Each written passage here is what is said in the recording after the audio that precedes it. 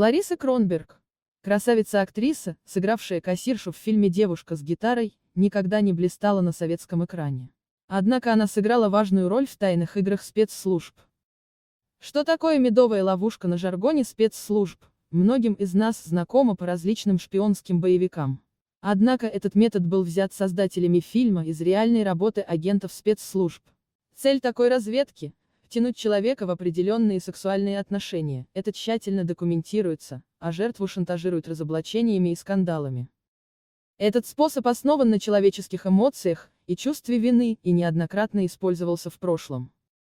В этом случае большая роль отводится сладкой приманке. Она должна быть не только красивой, но и умной и молчаливой. Ну и в какой-то степени не слишком чувствительной.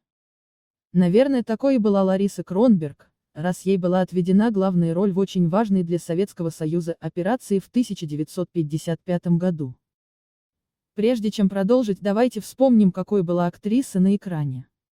Советская семья будущей актрисы была интернациональной. Ее отец был поляком и офицером. Мать была шведкой. Школу Лариса закончила с серебряной медалью. Несмотря на то, что в 1948 году в ВГИКе количество желающих поступить зашкаливало, Ларису приняли с первой попытки.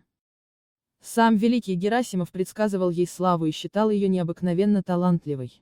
Но Лариса вместо карьеры выбрала любовь. Она неожиданно вышла замуж и покинула престижный курс, который дал дорогу в жизнь многим звездам советского кино. Позже Лариса окончила университет и начала сниматься в кино. К сожалению, ни несомненная красота, ни несомненный талант не помогли ей стать ведущей звездой. Ее фильмография насчитывает около 20 фильмов. Некоторые из них были весьма примечательны для своего времени. Среди них «Большая семья» Зоя Ивановна, «Девушка с гитарой» симпатичная кассирша, «Журавушка» жена Зули, Нюра, «Возвращаться некуда», учительница. Как видим, несмотря на серьезные картины, особенно больших ролей Ларисе никто не предлагал. Но если карьера в кино худо-бедно у актрисы шла, то ее параллельная жизнь, о которой она никогда даже не намекала, стала известна лишь годы спустя. Да и то по причине предательства одного из агентов КГБ. И эта карьера вне кино была для Ларисы Кронберг куда более бурной. Ее главным успехом в работе на контору стало участие в 50-е годы в операции «Галант», где объектом советских спецслужб стал Морис Дижан, посол Франции в России. Проблема применения медовой ловушки была в том, что посол считался человеком весьма достойным, влиятельным и уважаемым во французских политических кругах. К тому же, он являлся близким другом самого Шарля де Голля. То есть поймать его на женский крючок представлялось делом очень непростым. Да и цель была поставлена непростая: сделать так, чтобы посол помог наладить отношениям Франции и СССР во всех сферах, включая торгово-экономическую.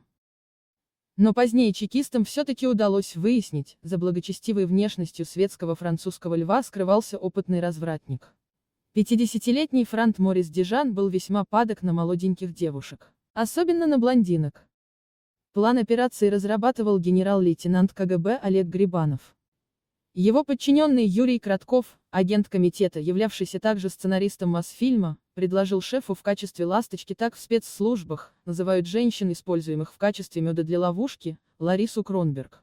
Кандидатура была тщательно изучена и одобрена. Сначала Лариса об этом даже и не знала. Лишь после одобрения ее кандидатуры на главную роль, для изучения сценария была привлечена она сама. Сама ли актриса загорелась своей новой ролью или ее старательно уговорили, теперь уже неизвестно. Но в любом случае случайная встреча Кронберг и Дижана была организована так, что комар носа не подточит. На одном из приемов свою спутницу по имени Лариса послу Франции представил не кто-нибудь, а сам Сергей Михалков. Дижан был сражен и очарован. Он ухаживал за белокурой красоткой с галантностью настоящего француза, хоть Лариса и предупреждала его, что у нее очень ревнивый муж. Наконец, когда законная супруга дипломата отбыла в Альпы на отдых, Дижан настоял на тайном свидании. Лариса пригласила престарелого ловеласа к себе домой. А на самом деле это была тайная квартира конторы, нашпигованная видеоаппаратурой и прослушивающими устройствами. В самый разгар любовных утех в спальню ворвались два агента комитета, один из которых играл роль ревнивого мужа Ларисы, а другой изображал его приятеля, случайного свидетеля скандала. Разгневанный муж вытащил соперника из постели и дал ему хороших лещей, помня о том, что лицо должно оставаться нетронутым. Перепуганный Дижан пытался что-то лепетать про свой дипломатический статус, но брызжущей пеной изо рта подставной муж кричал, что ему на это плевать. Мол, он человек далекий от политики, поэтому он просто пойдет в милицию и напишет заявление о том, что его жену соблазнил какой-то иностранец. А уж советская милиция разберется, можете не сомневаться.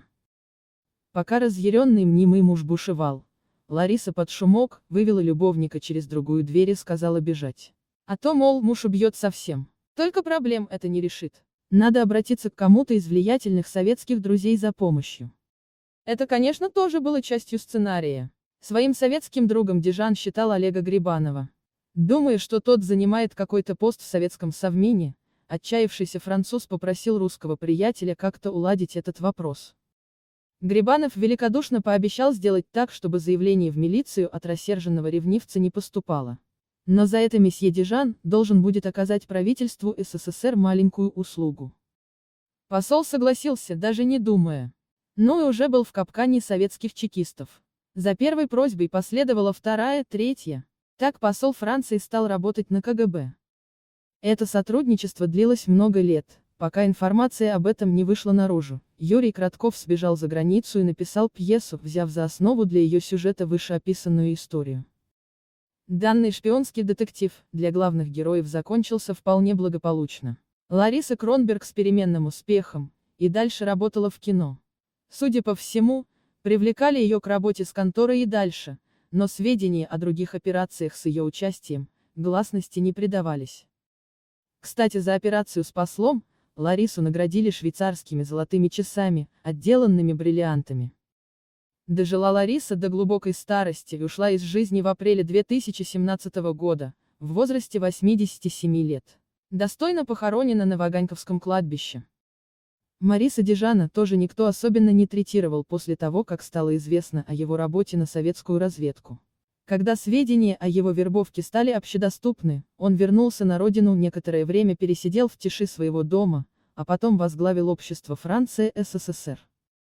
Как говорят, Шарль де Голль, узнав о скандале, лишь пожал плечами и заметил, что он всегда подозревал, что Морис спит с кем попало, и это должно было плохо закончиться.